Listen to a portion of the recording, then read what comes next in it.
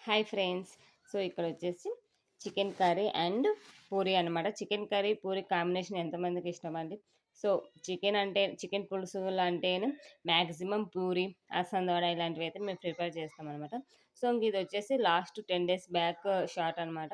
మా వారు వెళ్ళిపోతున్నారనేసి ముందు రోజు చికెన్ తెచ్చారు పిల్లల కోసం. అంటే పాప అడిగిందనమాట చికెన్ తే డాడీ అనేసి. అలాగే పూరి చేయి మమ్మీ అని అడిగితే నేను చికెన్ కర్రీను ప్లస్ పూరి చేశాను. ఈజీగా కుక్కర్‌లో కర్రీ వేసేసి అప్పుడప్పుడు నైట్ తెచ్చారనమాట 8:00కి ఆ టైంలో చేశాను.